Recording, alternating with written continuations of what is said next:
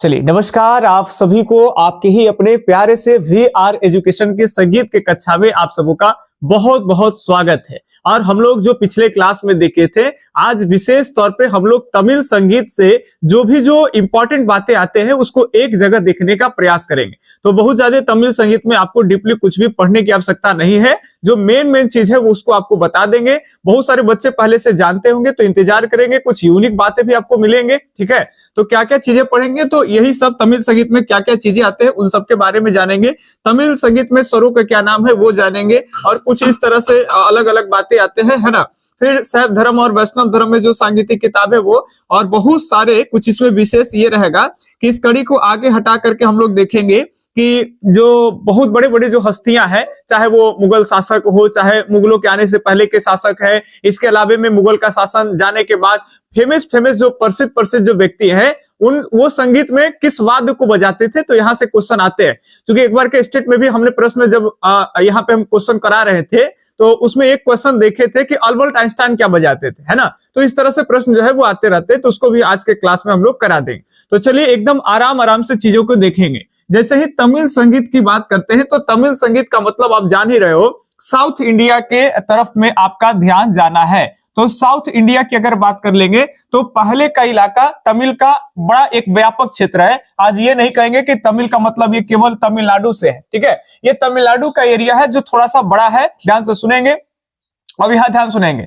जितने भी इधर शासक आए दक्षिण में, चाहे वो सातवाहनों का शासक हो, चाहे वो पांडे का हो, चाहे वो चेर का हो या चोल वंश का हो, सर बात जितने भी शासक ये सब जो शासन किए, उनके शासन काल तक ये जो संगीत है वो तमिल संगीत धीरे धीरे अपने ऊंचाइयों पे जा रहा था। इसके बाद जो तमिल संगीत है वो खत्म, उसके बाद जो है मुख्य रूप से हम लोग जो जानते हैं पढ़ते हैं वो कर्नाटकी संगीत को। तो कर्नाटकी संगीत का तमिल संगीत के बाद जो है वो बड़े स्तर पे साउथ इंडिया में विकास हो जाएगा। तो प्राचीन काल से लेकर के लगभग 3री शताब्दी ईसा पूर्व ऐसा माना जाता है कि उस समय एक व्यक्ति है जिसका नाम है अगस्त मुनि। याद रखेंगे इनका नाम क्या है, अगस्त मुनि। अगस्त मुनि और इनके एक शिष्य है जिनका नाम है तोलका पियर। याद रखेंगे इनके शिष्य का नाम क्या है भाई, तो इनके शिष्य का नाम है तोलका पियर नाम है।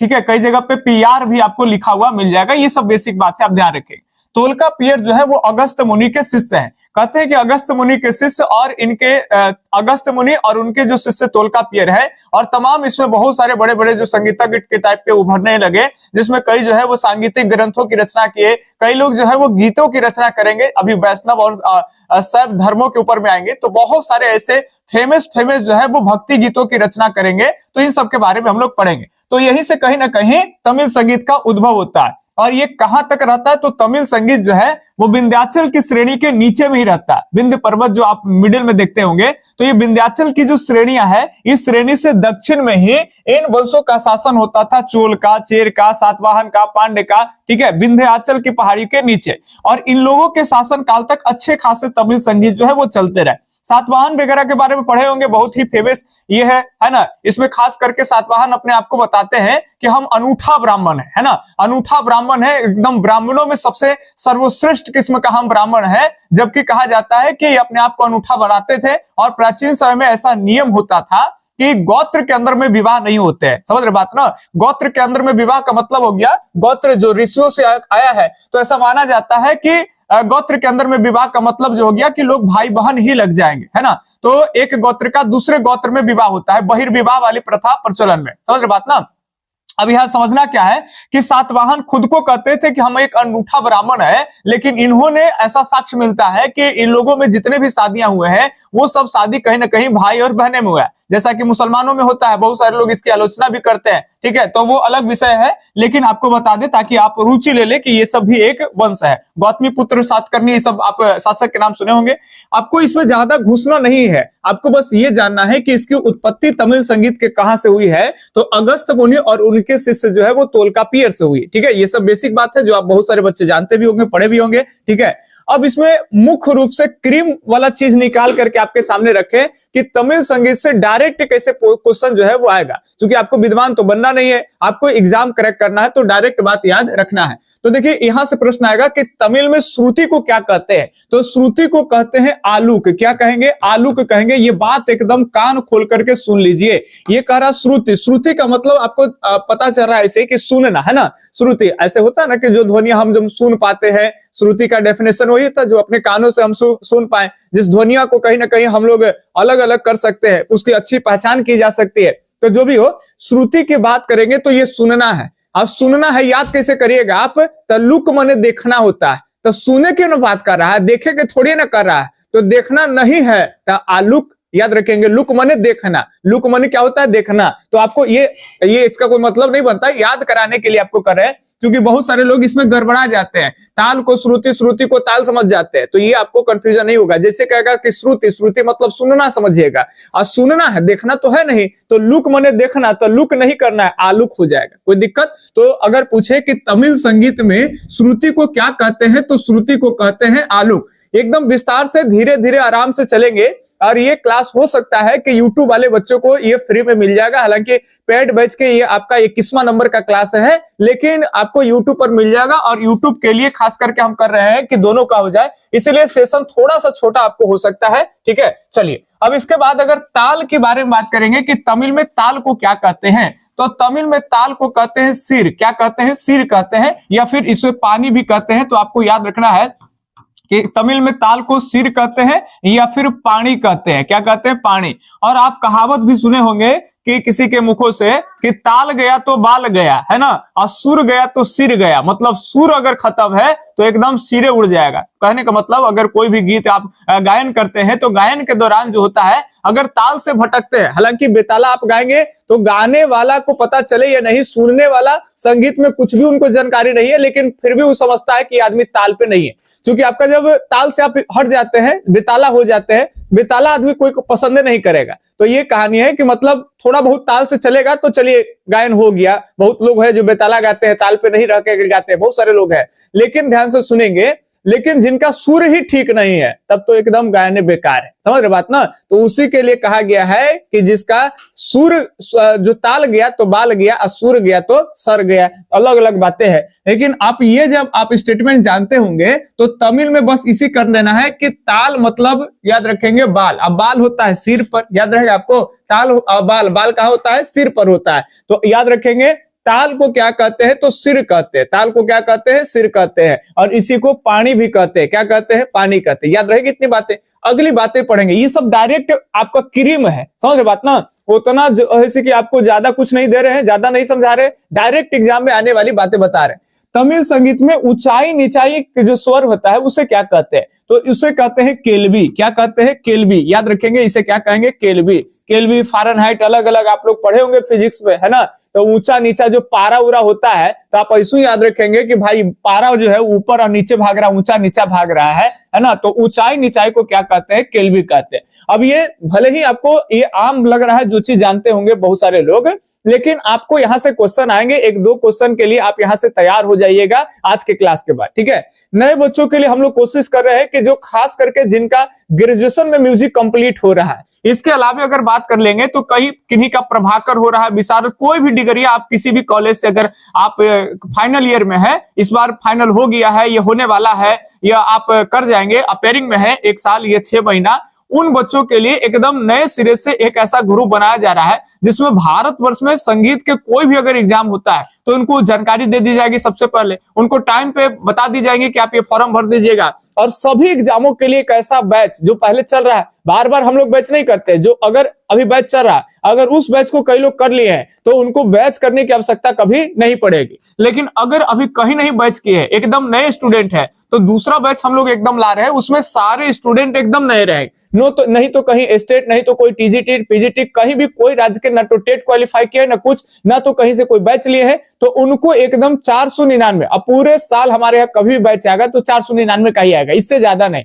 और उसी बैच में पूरा हॉल जो है आपका सिलेबस है उसको पढ़ा भी दिया जाएगा, उनको रिवीजन भी करा दिया जाएगा, और बीच बीच में उनको जानकारी हम लोग देते रहेंगे। तब तक उनका साथ रहेंगे जब तक किसी भी राज्य में वो संगीत टीचर नहीं बन जाते। ठीक है, वहां तक के सफर, क्योंकि बहुत सारे बच्चों ऐसे होते हैं कि जिनकी डिग्रियां तो कंप्लीट हो जाती है और जानकारी के अभाव में उनको टाइम से जानकारी नहीं मिल पाता है। बहुत सारे वैकेंसियां भी आती है, वो फॉर्म फिलअप नहीं कर पाते हैं। कुछ लोगों की फॉर्म फिलअप की जानकारी तो मिलती है लेकिन उनकी तैयारी नहीं है, 1-2 नंबर से छट जाते हैं। तो हम लोग उसको एकदम चुनिंदा बच्चा बनाएंगे, ठीक है। चलिए, तो ये बात याद रहे, सुरती को आलू कहते हैं, ताल को सिर या पानी कहते हैं, ऊंचाई नीचाई को तमिल में क्या कहते हैं, स्वरों को तो केल्वी कहते हैं, ठीक है। इसकी उत्पत्ति जो है अगस्त्य मुनि और उनके जो शिष्य तोल्कापियर है उनके समय काल से होते हैं। ये कहीं ना कहीं जो है वो चोल है, चेर है, पांड्य है, सातवाहन शासकों के आसपास में ये चला। बाद में कहीं ना कहीं ये ऐसा नहीं है कि इसका कोई ना कोई साक्ष्य नहीं है भाई, ये प्रचलन में नहीं है लेकिन अब उतना ज्यादा नहीं चलता है, समझ रहे बात।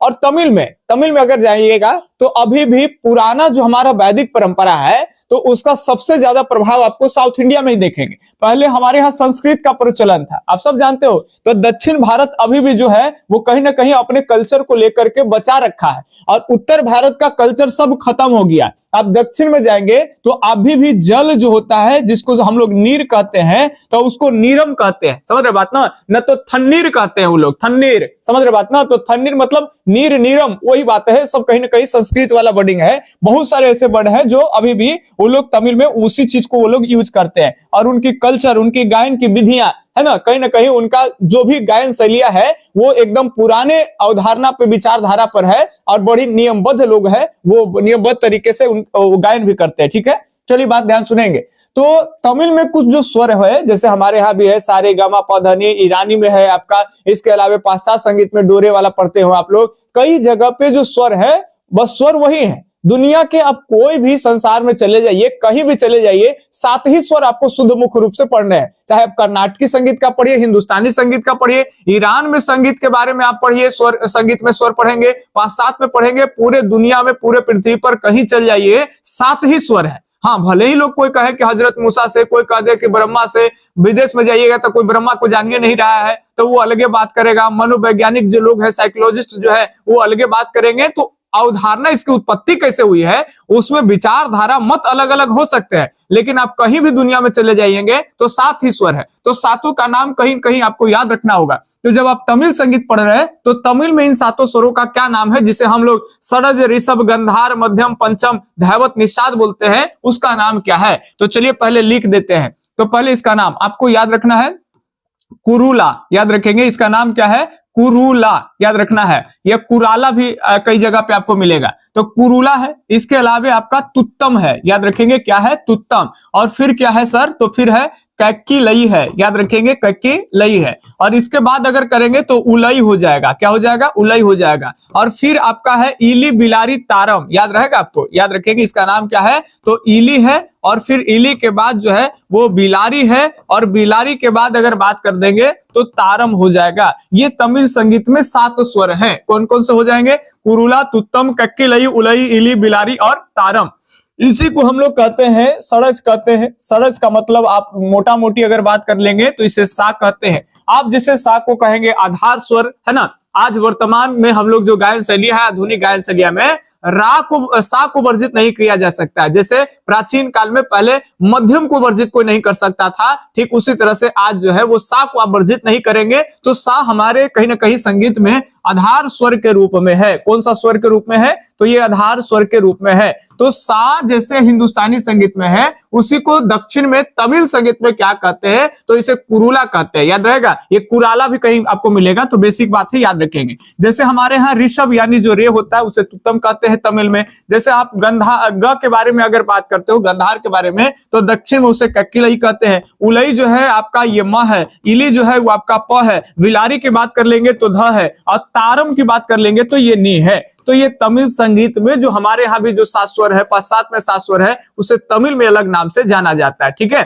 तो ये बात आपको याद रखना है, ठीक है। चलिए अगले स्लाइड की तरफ अगर बढ़ते हैं। बाकी जो बैच वाले हैं तो उनको सारी बातें नोट्स में लिखी मिल जाएंगे। यूट्यूब पे अगर इसको सही में अगर आप लोग को लिए हम दे दिए होंगे, अभी तो हम क्लास आपके लिए बना ही रहे हैं, अगर वाकई में दे दे तो इन चीजों को आप लोग नोट डाउन करिए। जो नहीं जानते हैं, जो जान रहे हैं उन्हें एक बार रिवीजन कर लीजिए, वीडियो को ओपन करके अलग अलग कुछ न तरीका से अगर आप टाइम दीजिएगा तो कुछ तो आपको जो है पुरानी जो बातें हैं उसमें क्लैरिटी आपको नजर आने लगेगा, ठीक। चलिए महत्वपूर्ण कुछ बातें इससे संबंधित है, ध्यान सुनेंगे कि गौण छोटे छोटे जो आपका स्वर समूह है उसे क्या कहते हैं। कई बार डायरेक्ट प्रश्न यहां से आते हैं, तो इसे कहते हैं तीरम। क्या कहते हैं? तो तीरम कहते हैं, याद रखेंगे क्या कहेंगे? तीरम। बाकी संगीत का मुख्य जो सप्तक है, मुख्य सप्तक को कहेंगे पर्ण। क्या कहते हैं? तो पर्ण कहते हैं, याद रखेंगे। मुख्य सप्तक को क्या कहेंगे? पर्ण कहेंगे। अब दक्षिण में जाएंगे तो थोड़ी जो है वो नाम आपको अलग मिलेगा। तमिल में जैसे आप जाएंगे तो अलग है, जैसे हमारे यहाँ लोग पापा को पापा बोलते हैं, डैड कहते हैं, फादर कहते हैं। तो दक्षिण में लोग आदर से जैसे पिताजी कहते हैं, हम लोग पापा कहते हैं, है ना।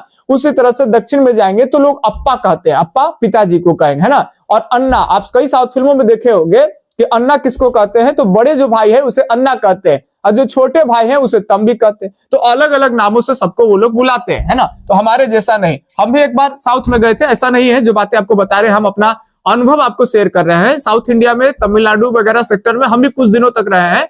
वहां एक बार गए थे तो हमको खाना अच्छा नहीं लगता था, तो हमको लगता है चलो प्याज मिल जाएगा तो एकदम बिहारी है, मार के चाप देंगे, है ना। चावल मिल जाएगा, बाकी लोग में सब चीज में नारियल के तेल में बना देता है लोग सब्जी, और इसके अलावा कुछ न कुछ खट्टा डाल देता है। तो बहुत सारी चीजें शुरुआती दौर में खाना ठीक नहीं लगता था, तो लगता था कि अगर प्याज मिल जाएगा तो बस चावल है, अब प्याज है, अधर के कैसे तीर देना है आपका। अब प्याज प्याज कह रहे हैं, एक बूढ़ी माता थी, हमको दे ही नहीं रहे थे, और बहुत देर तक जो है फिर हमको मन में आया कि ओनियन बोलते हैं। जैसे ही ओनियन बोले वैसे ही समझ गए, बूढ़ी माता प्याज दे दिए, और उसको हमको बता रही है प्याज, ये जो बोल रहे हो वो नहीं है। उनको भी प्याज बोलने नहीं आ रहा था, तो वो बोल रहे थे ओनियन, ओनियन को बता रहे थे कि बेंगायम, बेंगायम, समझ रहे बात ना। तो प्याज को ही बेंगायम कहते हैं। तो अपने एक अनुभव बता रहे हैं। उसी तरह से बहुत सारे ऐसे चीजें हैं जो नॉर्थ इंडिया के संगीत में कुछ और है, और दक्षिण में तमिल में खास करके कुछ और है। तो ये बातें याद रखेंगे। संगीत का मुख्य सप्तक या स्केल जो है उसे पर्ण कहते हैं।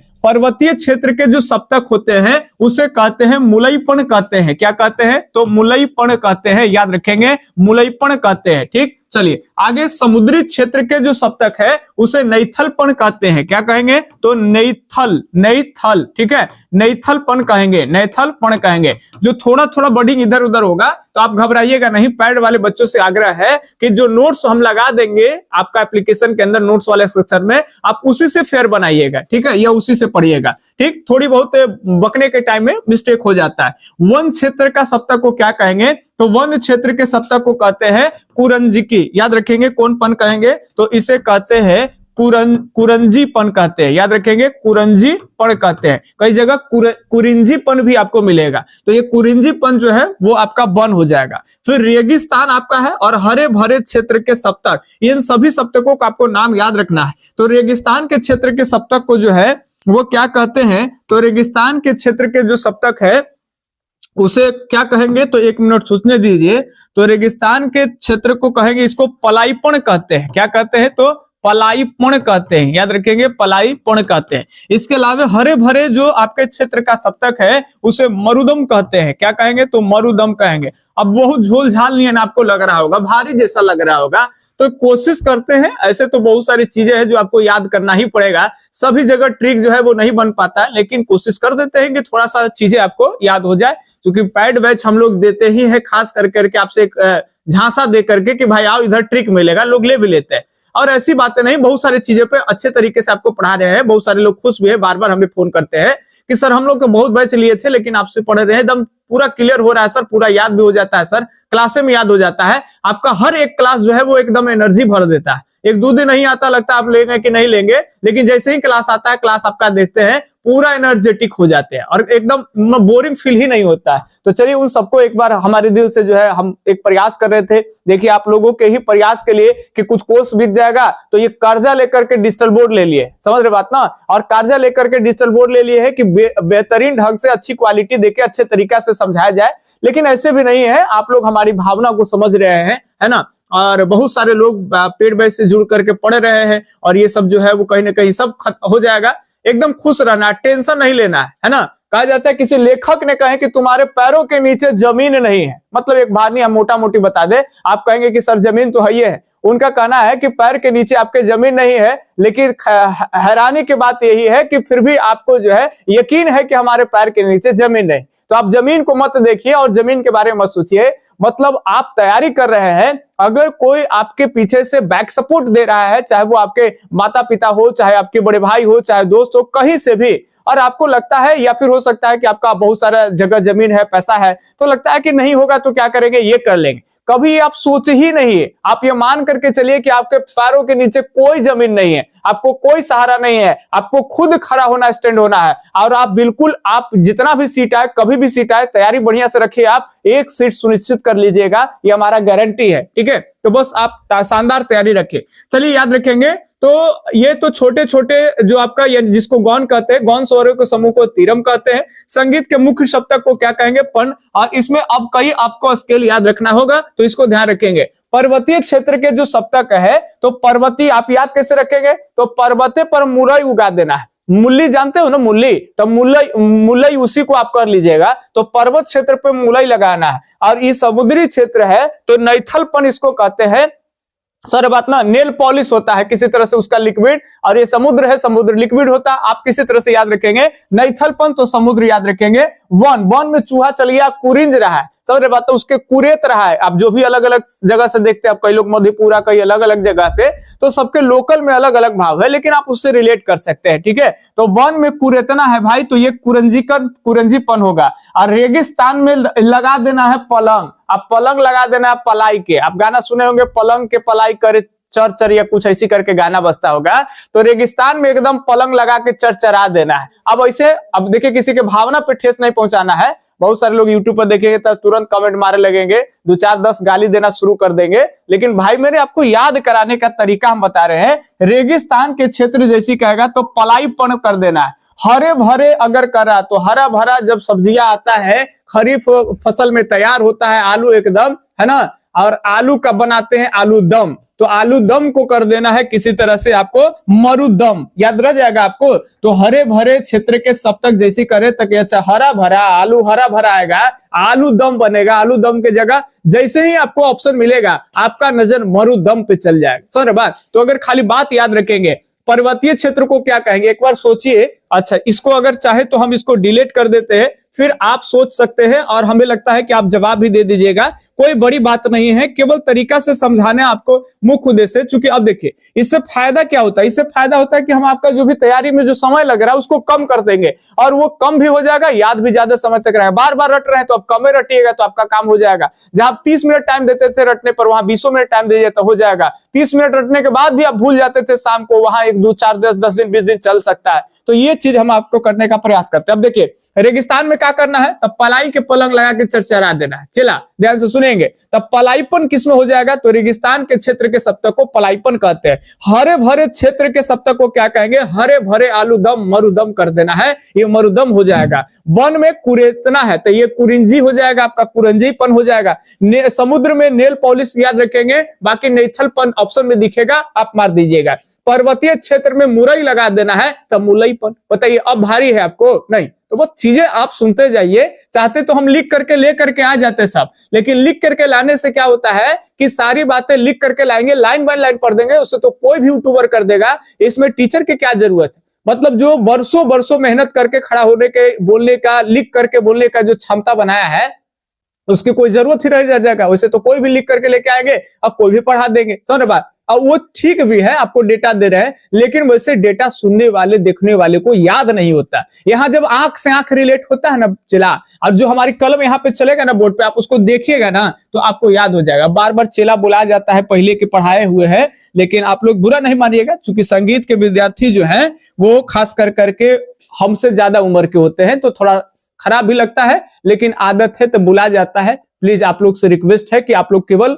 बुरा नहीं मानिए, ठीक है। चलिए, तो अगली बातें अब करते हैं। ये संगम तो आप जानते हो कि यहाँ से क्वेश्चन भी आता है। दरअसल क्या है कि दक्षिण में जितने बुद्धिजीवियों का टोली है, बुद्धिजीवियों का मतलब जो बुद्धि भाई अच्छे विचार के हैं, उनके पास बुद्धिजीवी वर्ग उसको कहते हैं, जो थोड़ा सा पढ़ लिख करके आगे आ जाते हैं, ठीक है। तो ऐसा नहीं कि खाली पढ़ ले आदमी, जो चिंतन ही करे, जो कला के सेक्टर में आगे आ गया है, जो बहुत सारे है कि जो पठन पाठन की चीजें हैं उनसे उतना नहीं है, लेकिन कला के सेक्टर में आगे आए हैं, अब उसमें रिसर्च के कगार पे आ गए हैं कि ये चीज वो चीज, उसका सबके बारे में जानकारी, कहीं ना कहीं वो सब बुद्धिजीवी आ जाए। तो चाहे बुद्धिजीवी में आपके कला के क्षेत्र का हो, चाहे साहित्य के क्षेत्र के आदमी हो, अगर कोई संगीत वगैरह, इस सब किसी भी क्षेत्र के अगर कोई आदमी है, जो भाई उसको कहते हैं बुद्धिजीवी। याद रखिएगा क्या कहेंगे, तो बुद्धिजीवी कहते हैं। तो ये आपको याद रखना है कि बुद्धिजीवियों के जो समूह होता है, इसको आप गोष्ठी कहे या मंडली कहे, एक ही बात होता है, ठीक है। मंडली कह देंगे आप, या फिर इसको आप साउथ में क्या कहते हैं, तो गोष्ठी कहते हैं।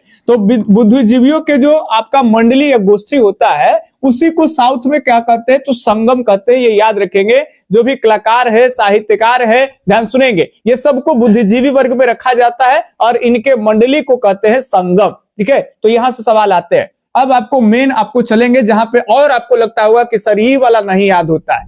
तमिल में बहुत सारे सांगीतिक रचना है, कुछ शैव के ग्रंथ है, कुछ वैष्णव का है। बच्चों को बहुत दिक्कत होता है, प्रयास करेंगे कि याद हो जाए, लेकिन अब उसमें भी नहीं होगा तो क्या करेंगे, थोड़ा आपको रटना पड़ेगा, ठीक है। चलिए अब ध्यान से सुनेंगे। ये तमिल में जो संगीतिक ग्रंथों की रचना है, कैसे आया, क्यों आया, इसके बारे में थोड़ा सा आपको बताते हैं। दरअसल क्या हुआ था कि आप सब जानते हो कि वैदिक काल पढ़े हो, तो वैदिक काल में 4 वेदों की रचना हुआ।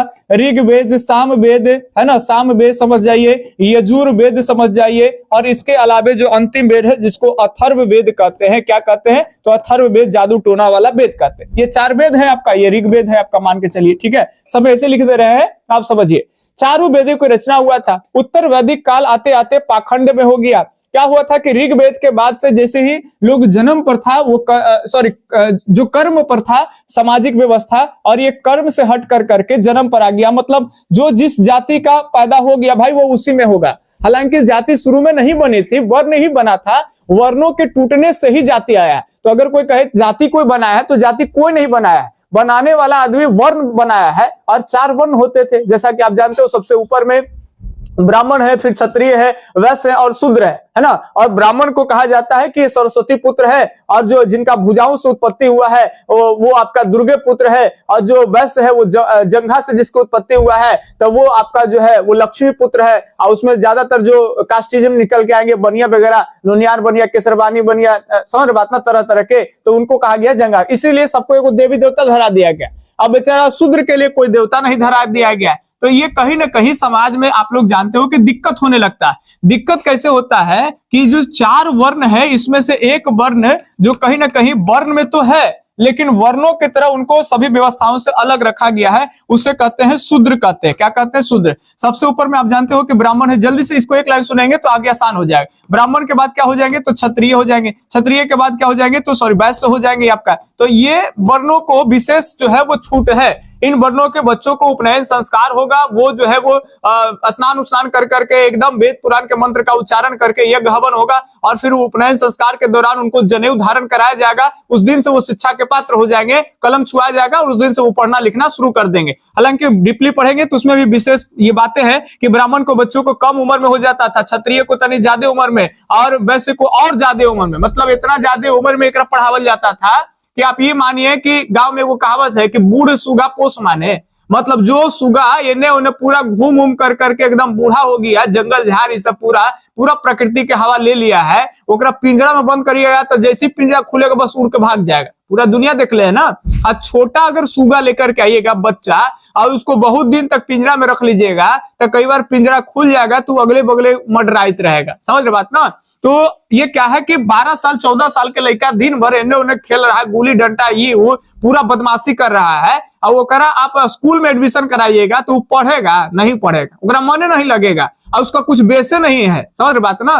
पढ़ाई बहुत साधना की चीज है। कोई मेडिटेशन कर लेगा, कोई कुछ कर लेगा, कोई जिम कर लेगा, लेकिन 1 घंटा 2 घंटा बैठ के सीरियस एकदम कंसंट्रेशन के साथ अगर कोई पढ़ाई करता है तो उससे भी बड़ी कोई साधना होता है जी। अच्छा के चोइटा छूट जाता है। आप देखे होंगे कि विद्यालय के सामने स्कूल में बच्चा जो है एकदम रोते रहता है, गिरकते रहता है, बिरकते रहता है। उसे कुछ करवा लीजिए, वो करने के लिए तैयार है, लेकिन पता नहीं पढ़ने में क्या हो जाता है। इस साधना की चीज है, आपको समझना पड़ेगा। ठीक है, चलिए ध्यान सुनेंगे।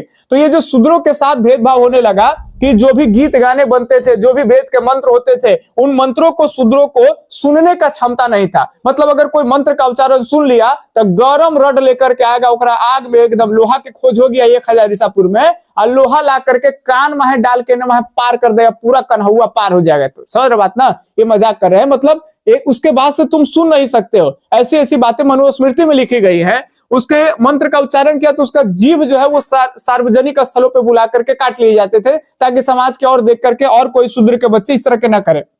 ऐसे करने से क्या हो गया कि कहीं ना कहीं सनातन टूटने लगा। कहीं ना कहीं इसमें जब जैन धर्म, बौद्ध धर्म और अलग अलग जब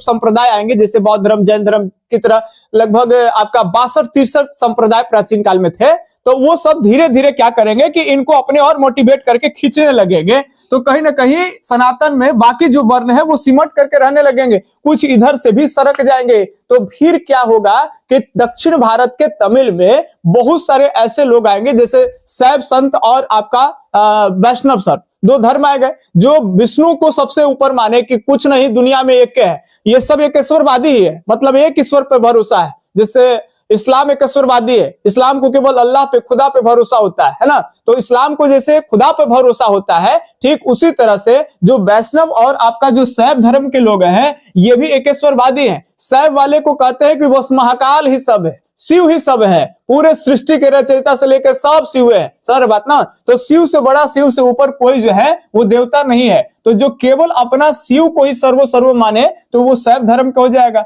और जो लोग विष्णु को सर्व मानता है वो वैष्णव धर्म के। तो दो धर्म निकल के आएगा, और इसमें जितने भी लोग आएंगे, जो पुजारी लोग होंगे, जो इस धर्म का प्रचार प्रसार करेंगे, तो वो चाहेंगे कि हमारा फॉलोवर सब होवे, मतलब ये भी फॉलोवर होवे, और इसकी संख्या काफी ज्यादा हो गया। ज्यादा होने के पीछे कई कारण है। इस सब के नियम है कि सब तीनों जो वर्ण है ब्रह्मचर्य आश्रम में रहेंगे, 25 साल तक कोई शादी ब्याह नहीं, और एक कोई नियम नहीं है। तो ये 12 साल 13 साल से शादी ब्याह मार के ठीक कैले है। अब 25 साल होते होते तो एक पोता वाला बनल है, समझ रहे बात ना। मतलब 10-12 साल के बाद अपने ओहू लड़का के 8-10 साल में ब्याह कर दिया, और ओकरो लड़का हो गया, तो इन्हें जब ब्याह कर रहा है तो इन्हें सब पोता वाला हो रहा है। तो समझ रहे हो कि 40 ठेकते 40-45 एक कितना संख्या हो जाएगा। अब बाकी 30-35 के बाद ब्याह कर रहा, 25 में आश्रम से निकला है, 25 के बाद ब्याह कर रहा है। अब पढ़ा लिखा है तो लग रहा है कि एगो प्लानिंग करके एक हो गया तो 2-3 साल माताओं को गैप दे देंगे, उनकी स्वास्थ्य पे कोई असर ना हो। तो 2-3 साल गैप देने के बाद, 3 साल गैप देने के बाद फिर एगो किए, तो ओकर बाद इस सब के बौले फ्यूज हो जाएगा। आप समझ ही रहे हो। जो भी आपका अंडाणु शिखरानी का जो है वो कहीं ना कहीं पुरुष और महिलाओं में 45 साल 50 साल ये लगभग रेशियो रहता है, ये खत्म हो जाएगा। समझ रहे बात ना। तो इनकी संख्या जाहिर सी बात है कि ज्यादा हो जाएंगे। और बहुत सारे कारण है, किसी भी कारणों के किसी भी चीजों के लिए कोई एक कारक जिम्मेवार नहीं हो सकता, इसके कई कारक। अगर कुछ कारक आपके मन में भी आ रहा होगा, हमको गाली देना चाह रहे हैं, तो वो भी हो सकता है, उस पर चिंता की विषय है, ठीक है। सोचने वाली बातें हो सकता है, कोई बड़ी बात नहीं, लेकिन एक कारण हम आपको बता दिए इतिहास के हिसाब से, ठीक। अब आपको समझना क्या है कि लोग सोच रहे हैं कि इनको भी मिलाया जाए। तो इनको मिलाने के लिए जो भी गीत गाने बन रहे हैं, तो वो क्या कर दे रहे हैं कि उनकी भाषा सरल कर दे रहे हैं। क्योंकि अब तक जो वेदों का मंत्र होता था वो संस्कृत में होता था, अब संस्कृत सब लोग को आता नहीं था, सब लोग उच्चारण नहीं कर पाते थे, और उच्चारण करने की आजादी भी सभी वर्णों को नहीं था। तो यहाँ पे सब लोग जो है वो अपने अपने लोकल इलाका में अपने ही भाषा में, लोकल जो आम जनमानस की जो भाषा है, आम जनता की, उसी भाषा में गीतों की रचना करेंगे, और जगह जगह जा करके गीत गाने गा कर करके, और अलग अलग कोई विष्णु के गुणगान करेंगे, तो ये शैव वाले शिव के गुणगान करने के लिए खाली गाना बनाने लगेगा, और वही गीत के एक ग्रंथ में वो लोग कई गीतों को रख देगा। और उसी ग्रंथ के रचनाकार का नाम आपको याद करना पड़ेगा कि कौन आपका जो ग्रंथ है, सांगीतिक ग्रंथ, वो शैव संत का है या शैव धर्म समझ लीजिए, और कौन जो है वो आपका वैष्णव का है। तो दोनों बातें आपको याद कराने का प्रयास करते हैं। अब चलिए, अगर इतनी बातें आपको अगर जानते हैं, तो अब आपको शैव और वैष्णव में थोड़ी सी तो रुचि हो जाएगा ग्रंथ को जानने के लिए, है ना। ऐसे आप धार्मिक चीजों के बारे में देखें तो इसमें बहुत सारी कहानी है, लघु परंपरा, महान परंपरा, बहुत सारी चीजें आ जाते हैं। विदेश के भी सामाजिक वाले आदमी जो है वो आएंगे भारत में, सब रुचि लेंगे प्राचीन काल में, लेकिन अभी इतना जो बेस दे दिया इसके लिए काफी है। अब ध्यान से सुनेंगे। एक ग्रंथ है जिसको कहते हैं, क्या कहते हैं, तो इसको कहते हैं तेवारम। क्या कहते हैं? तेवारम। याद रखेंगे, तेवारम के जो लेखक हो जाएंगे उनका नाम है अप्पर। क्या नाम है? अप्पर। इसके अलावे अगर बात कर लेंगे तो तेवारम के अलावे अगर बात करेंगे तो फिर हो जाएंगे तिरुवाचकम। क्या हो जाएंगे? तो तिरुवाचकम। याद रहेगा आपको। तिरुवाचकम की बात अगर कर लेंगे तो इसके रचनाकार जो है वो आपके कौन हो जाएंगे? तो रियल अगर बता दे तो माणिक्य चकार है, लेकिन कई जगह संगीत के किताबों में हमने क्या देखा है कि झोल-झाल कर दिया ये लोग। इनमें क्या है कि तिरु ज्ञान समंदर को दे दिया है, तो लो भाई वही लिख देते हैं। हालांकि दोनों बातें आपको पढ़ा देंगे। तिरु ज्ञान समंदर, याद रखेंगे, तिरु ज्ञान समंदर, याद रखेंगे। तो समंदर, समबंदर, ठीक है, संबंदर, ठीक है, क्लियर है यहाँ पे। तो तिरुवाचिकम के जो रचनाकार है वो माणिक्यवा चक्कार है। दरअसल माणिक्यवा चक्कार भी एक शैव संत है। आप पढ़ेंगे कि नैनार और अलवार, ये ध्यान सुनेंगे, नैनार और अलवार। अलवार किनको कहते हैं? जो विष्णु को सर्वो मान, ध्यान से सुनेंगे। तो जो विष्णु को सर्वो मानता है, जस्ट लाइक वो वैष्णव संप्रदाय से आ जाएंगे, उसे अलवार कहते हैं। क्या कहते हैं? अलवार। ध्यान सुनेंगे, जो विष्णु को सर्वो मान। इसमें बहुत सारी महिलाएं भी है, ध्यान सुनिए। सॉरी, महिला एक है जिसका नाम अंडाल है। अलवार संतों की बात कर लेंगे तो एक ही महिला है जिसका नाम क्या है? अंडाल है। ऐसे अगर कुल संतों की बात कर लेंगे तो 12 संत है, और 12 में से एक जो है वो महिला संत है जिसका नाम अंडाल है। इनको रात के सपना आ गया, और सपना में क्या कर लिए? तो विष्णु जी से स्वयंवर कर लिए, मतलब विवाह हो गया इनको सपना में, है ना। विष्णु को अपना पति मान ली, और उस दिन के बाद विष्णु को पति के ही ये दर्जा देती है, पति ही कह के बुलाती है। यही महिला है अंडाल। ये सब पागल बन जा रहा है, और झूठ मूठ के समाज में भक्ति गीत गा के गीत जानबे करते हैं। गांव में जाइएगा तो पुरुष कोई गीत नहीं जानता है बेचारा, अब महिला एक पर एक गीत जानता है। अब महिला को पूरा पता चलता है कि गांव में मंदिर में जाइएगा तो 5 गो 6 गो अगर रहेगा, 7 गो रहेगा, तो शीतला मैया, ये मैया की ही बहन, ये मैया की ही बहन, ये बहन कैसे मिला, कैसा बना, सर बात कैसे एक दूसरे के शराब दे दिए, ढेर सारा कहानी और ढेर सारा कहावत लोग जानते हैं। तो गीत मारिएगा ना तो महिला इसी एकदम आकर्षित हो जाता है। तो ये लोग पूरा गीत बना के और अलग अलग जगह पे धर्म का प्रचार किए, और उसमें लोगों को बताया कि अगर तुम ऐसे करते हो तो इससे मोक्ष मिल जाएगा, जन्म मरण से छुट्टी हो जाएगा, मोक्ष। समझ रहे बात ना। बाकी भी किसी विशेष में भी और चीजें बताते चलेंगे। सारी चीजें एक जगह करेंगे तो टाइमिंग भी बढ़ जाएगा। शायद हो सकता है कि अगर कुछ आपके पास बेस नहीं हो तो चीजें समझ में ना है ना। चलिए बाकी ध्यान सुनेंगे। तो ये 12 जो है वो आपके अलवार में हो जाएंगे, याद रहेगा आपको। और नैनार संतों की बात कर लेंगे तो 63 हो जाएंगे। कौन संत? तो नैनार संत। और नैनार संत किसको कहते हैं? जो शिव जी को सब सर्व माने, वो शैव धर्म से ही आप समझ जाइए उसको। अब यहाँ पे आपको समझेंगे तेवारम जिसके रचयिता अप्पर, और तिरुवाचिकम के रचयिता तिरुज्ञान समंदर, या फिर आप याद रखेंगे माणिक्यवा चक्कार इनका नाम है। क्या नाम है? माणिक्यवा चक्कार। ये अब कुछ लोगों के बारे में बता दें, ये चलते, चूंकि सब लिखा देंगे तो आपको लगेगा कि अब सर याद करने में दिक्कत होता है। कुछ लोग के बारे में बता देंगे तो आपको इंटरेस्ट आएगा, उसके बारे में रुचि आप ले लीजिएगा। माणिक्यवा चक्कार कौन है? ये वो आदमी है ये जो कहते हैं कि दक्षिण में, ध्यान से सुनेंगे, माणिक्यवा चक्कार की एक बातें बता देते हैं। माणिक्यवा चक्कार ध्यान से सुनेंगे, और एक है कराइकल अमैयार। ये सभी जो संत है ये सब नैनार संत है। समझ रहे बात ना।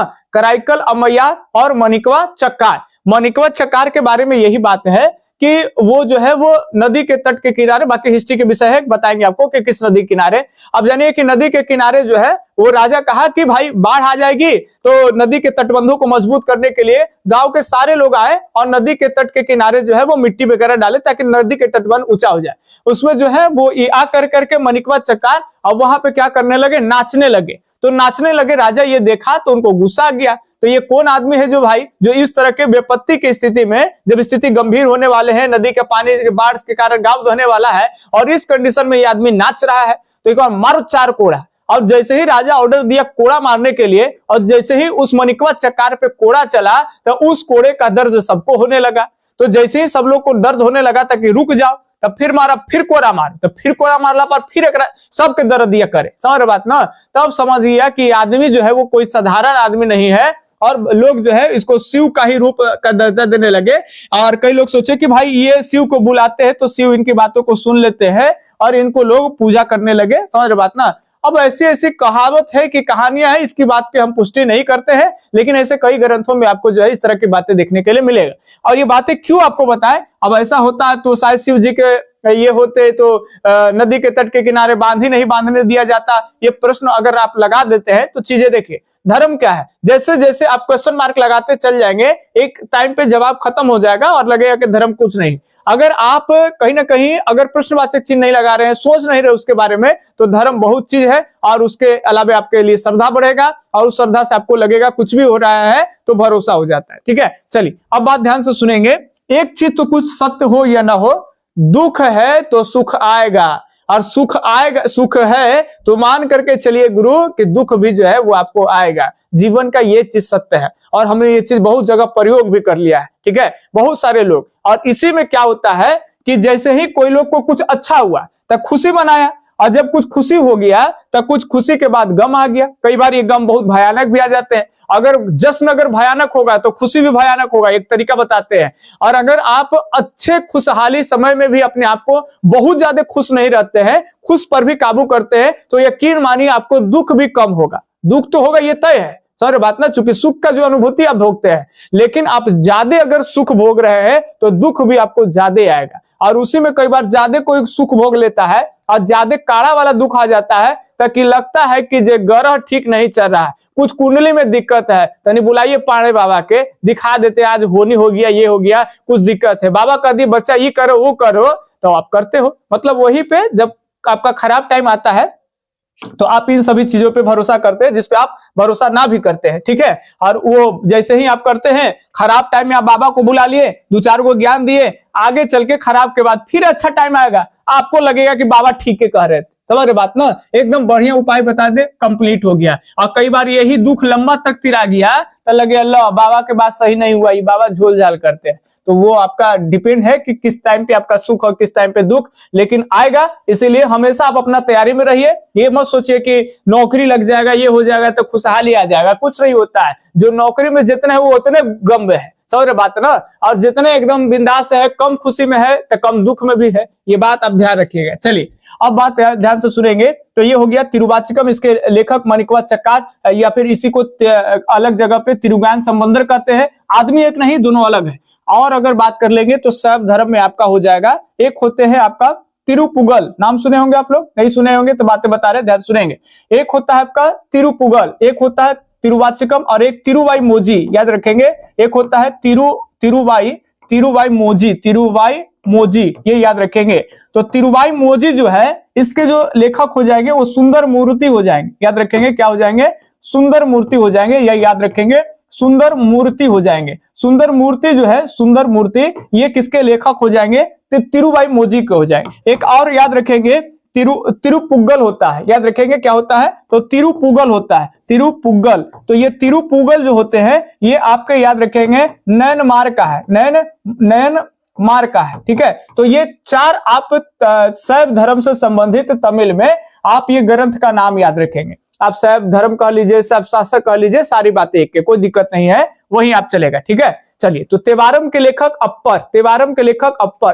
तिरुवाचिकम के लेखक कौन हो जाएगा? तो ये संबंधर, तिरुज्ञान संबंधर, याद रहेगा आपको। और तिरुवाई मोजी, मोजी आपका सुंदर मूर्ति याद रखेंगे, ठीक है। तिरुवाई मोजी जो है वो सुंदर मूर्ति, मतलब तिरुवाई मोजी एक है, व्यक्ति है, महिला पुरुष जो भी आप इमेजिन कर सकते हैं, वो मूर्ति सुंदर बना लेती है, ठीक है। तो तिरुवाई मोजी कहेगा तो ऐसा लगता है कि तिरुवाई, तो तिरुवाई तो सब में लगल है। अब मोची कुछ भी आप समझ जाइएगा कि मूर्ति सिल देता है, ये मूर्ति बना देता है, तो सुंदर मूर्ति हो जाएगा। तिरुपुगल, पुगल मतलब समझ रहे बात ना, ये पुगल मतलब पोटिया लेगा, कुछ समझ लेना है। अब पोटियाता कैसे? तन्नाना मार के पोटियाएगा, कैसे? समझ रहे बात ना। एक नजरिया में तो लड़के से घायले हो जाता है, खास करके जो लड़का सिंगल है उसमें उस तरह का वाइब्रेशन होता है कि बेचारा सीधा सपाटा जहां लड़के देखेगा वहां उसका एक अलग वाइब्रेशन आ जाएगा। अगर उस दौरान अगर कुछ भी बोल देते हैं तो बेचारा के रात भर सपना आता है, तो नैना मारेगा तो पोटिया जाएगा तुम, है ना। पुगल हो जाओगे तो पुगल के तिरुपुगल रहेगा तो आप धर लीजिएगा, नैनमार हो जाएंगे। तिरुवाई मोजी रहेगा तो मोची कुछ भी याद रखिएगा, सुंदर मूर्ति बना देते हैं तो सुंदर मूर्ति हो जाएंगे, ठीक है। अब बच गया ये तेवारम, ये अपर हो जाएंगे तिरुवाचिकम के तिरुज्ञान संबंधर, ये बात याद रहेगा, ये आपका शैव है। आप खाली एक बार आप पढ़ लीजिएगा याद से, बाकी आपको ऑप्शन मिलेगा तो आप आराम से कर लेंगे। अगर ये नहीं याद है तो कोई बात नहीं, फिर भी आसान है। क्या इधर 2 बात आपको याद होगा? एक है आपका तिरुप्पावई और एक तिरुवेंपाइव, याद रखेंगे। एक तिरुप्पावई और एक तिरुवेंपाइव, ये जो आप देख रहे हैं सांगीतिक ग्रंथ, ये आपका वैष्णव का है। तो मुख्य रूप से वैष्णव में 2 ही याद रखना है। तो अगर ये 2 याद रखेंगे तो प्रश्न कैसे आएगा कि निम्न में से कौन तमिल संगीत का ये वैष्णव धर्म से संबंधित सांगीतिक ग्रंथ है, या फिर दे दे आपका कि शैव ग्रंथ से संबंधित है, और इसी में से ऑप्शन जो है वो आपको मिक्स कर देगा। तो अगर ये 2 काट लेते हैं, ये 2 जो है वो आपका वैष्णव का है, तो बाकी आपको इधर का क्लियर हो जाएगा, ठीक है। और नहीं तो इसको याद करिए तो वो आपका क्लियर होगा। तो चलिए बातें आपको सब बता दिए, अब लास्ट स्टेज पे है, आज के क्लास जो है वो यहाँ पे खत्म हो जाएगा, ठीक है। चलिए, तो यहाँ पे देखेंगे कि विभिन्न जो हस्तियां हैं वो क्या बजाते थे। तो इंपॉर्टेंट बात, रावण क्या बनाएगा, तो रावण जो है वो क्या बजाता है, तो बीना बजाता है ना। चलिए, समुद्रगुप्त क्या बजाते थे, तो ये जानते हैं प्राचीन काल में समुद्रगुप्त जो है वो गुप्त वंश के एक ऐसे शासक है जो बीना बजाते थे, है ना। इनके जो सिक्के मिले हैं उनपे इनको बीना बजाते हुए भी दिखाया गया है ना। बहुत बड़े हैं और इन्हीं के समय में हरिसेन के द्वारा जो है वो प्रयाग प्रशस्ति की रचना जो है वो इलाहाबाद, जिसको प्रयाग पहले कहते थे, बाद में अकबर इलाहाबाद नाम रख दिया और फिर मोदी जी आए तब मुडिया कर करके इलाहाबाद का नाम जो बदल करके प्रयागराज कर दी, है ना। तो वहीं पे ये याद रखेंगे, हरिसेन के मदद से चंपू शैली में प्रयाग प्रशस्ति की रचना किए थे और ये बीना बजाते थे। क्या बजाते थे, बीना बजाते। ठीक, चलिए, इसके अलावा बाबर क्या बजाता था, तो बाबर डुक्कर बजाता था। याद रखेंगे, क्या बजाता है, तो डुक्कर बजाता है। अकबर क्या बजाता है, आप सब जानते होंगे, अकबर नगाड़ा बजाता था। अकबर क्या बजाते हैं, तो नगाड़ा बजाता है। कई बार इस सबसे क्वेश्चन आता है, भले ही आप इसको छोड़ते हैं लेकिन सवाल आते हैं। जहांगीर और आपका शाहजहां दोनों याद रखेंगे कि दोनों सितार बजाते थे। क्या बजाते थे, सितार बजाते थे। जहांगीर और शाहजहां क्या बजाते हैं, तो सितार बजाते हैं। लाइनिंग खत्म कर देंगे तो क्लियर हो जाएगा। ठीक है, चलिए ये ध्यान से सुनेंगे, जहांगीर और आपके शाहजहां क्या बजाते थे, सितार। बाकी अल्बर्ट आइंस्टाइन क्या बजाते थे, इंपॉर्टेंट है और ये सवाल पिछले बार आया है। तो अल्बर्ट आइंस्टाइन जो है वो आपके क्या बजाते थे, वायलिन बजाते थे। क्या बजाते थे, तो वायलिन बजाते थे। ध्यान से सुनेंगे। चलिए, बाकी अब्दुल कलाम और आपका अब्दुल कलाम दोनों ही आदमी अलग है लेकिन बजाते दोनों सेम है। ध्यान से सुनेंगे, एक ही बात बजाते हैं लेकिन नाम यहाँ पे लिख दे ताकि आपको दिक्कत ना। एक है एपीजे अब्दुल कलाम। आप जानते होंगे कि वैज्ञानिक में मात्र एक ऐसा वैज्ञानिक थे जो हमारे देश के राष्ट्रपति रहे। ठीक है, उनका नाम क्या है, तो अब्दुल कलाम है, एपीजे अब्दुल कलाम। ध्यान से सुनेंगे, ये भी बजाते थे क्या भाई, तो ये बीना बजाते हैं। एपीजे अब्दुल कलाम क्या बजाते थे, बीना बजाते थे। ठीक है, और एक है मौलाना अबुल कलाम। ध्यान सुनेंगे, दोनों में लगा दें, ये तो आप जानते होंगे कि एपीजे, ठीक है, एपीजे अब्दुल कलाम, ये आपका मौलाना हो जाएंगे। मौलाना अबुल कलाम। मौलाना अबुल कलाम आजाद, जब हमारा देश आजाद हुआ था तो आजाद हिंदुस्तान के ये पहले जो है वो शिक्षा मंत्री थे। ठीक है, याद रखेंगे कौन थे, तो शिक्षा मंत्री। और इनके जो जन्म है 11 नवंबर के दिन भारत में, याद रखेंगे, भारत में राष्ट्रीय शिक्षा दिवस मनाया जाता है। तो भारत में राष्ट्रीय शिक्षा दिवस कब मनाया जाता है, 11 नवंबर को, इनके ही बर्थ पर। ठीक है, तो ये याद रखेंगे, यही मौलाना अबुल कलाम। आप जानते होंगे कि मौलाना अबुल कलाम जो है वो सबसे कम उम्र में आपके कांग्रेस के जो है वो अध्यक्षता भी किए थे। समझ रहे बात ना, बहुत दिक्कत हो रहा था। चलिए, उस समय की कहानी बताएंगे लेकिन आपको याद रखना है मौलाना अबुल कलाम। ठीक है, अच्छे मुसलमान ही है लेकिन कांग्रेस के साथ ही रहते थे। ये मुस्लिम लीग वगैरह में जाना पसंद नहीं किए थे, है ना। मुस्लिम लीग और चाहे वो आपका पाकिस्तान बना, उधर नहीं। ठीक है, तो ये भी क्या बजाते थे, तो बीना बजाते थे। तो एक आपका एपीजे अब्दुल कलाम है, वो क्या बजाते, बीना। मौलाना अबुल कलाम क्या है, ये भी बजाते थे बीना। तो दोनों बातें याद रखेंगे, ये दोनों जो है वो बीना बजाते हैं और जहांगीर और आपका जो शाहजहां है वो सितार बजाते हैं। अच्छा, औरंगजेब छूट गया। देखो, औरंगजेब जो है वो पखावज बजाते थे। क्या बजाते थे, पखावज। ऐसे तो कहा जाता है कि औरंगजेब इतना कट्टर आदमी है कि संगीत को भाई उसका प्रचार प्रसार ये सब होने नहीं देता था, सुन बात, लेकिन फिर भी पखावज बजाते थे, ऐसा साक्ष्य मिलता है। कहते हैं ना कि जो नियम बनाता है वही नियम नहीं फॉलो करता, ऐसा होता है। अब कई लोग को लगता है कि संगीत से इनको क्या दिक्कत था भाई, इन महाराज को, है ना, खराब आदमी थे ये वो नहीं।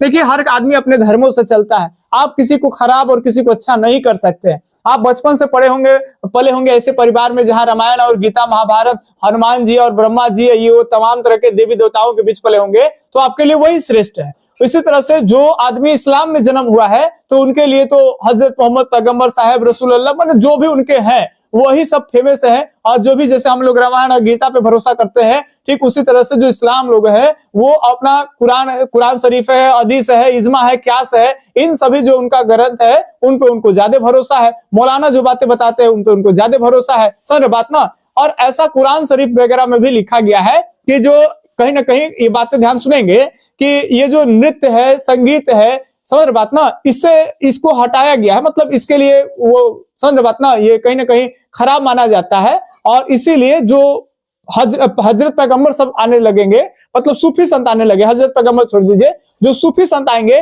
वही इस्लाम में जो बातें लिखी गई उसको कमियां निकाल करके वो लोग अपना एक संप्रदाय विकसित करेंगे, जैसे सूफी संत कहते हैं। तो सूफी लोग इस्लाम के खिलाफ है। सूफी के आप दरगाह पे जाइएगा तो उनके दरगाह पे जो है वो क्वाली वगैरह ये सब चलता है, गायन वगैरह कुछ सब चीज होता है। वो कहते हैं कि एकदम सच्चा प्रेम से अल्लाह के आप समीप पहुंच सकते हैं। अगर किसी के लिए आपके दिल में सच्चा प्रेम है, एकदम संगीत वगैरह है, तो इन सबसे आप अल्लाह के पास नजदीक पहुंच जाइएगा। लेकिन इस्लाम इसकी इजाजत नहीं देता है, और ये थोड़ा सा शरिया से अपना जो भी इस्लामिक ग्रंथ है और जो मौलाना वगैरह ये सब है, उनके हिसाब से औरंगजेब ज्यादा चलने वाला आदमी है, इसीलिए अपने शासन काल में संगीत को जो है वो आगे बढ़ने नहीं दिया। ठीक है, लेकिन याद रखेंगे कि बजाता क्या था, तो पखावज, जो कि आजकल दक्षिण में इसका ज्यादा प्रचलन। तो चलिए आज का क्लास कैसा लगा, और अगर कहीं भी बाय मिस्टेक हो गया होगा बोलने के क्रम में हमसे, तो उसके लिए आप सबसे माफी चाहते हैं।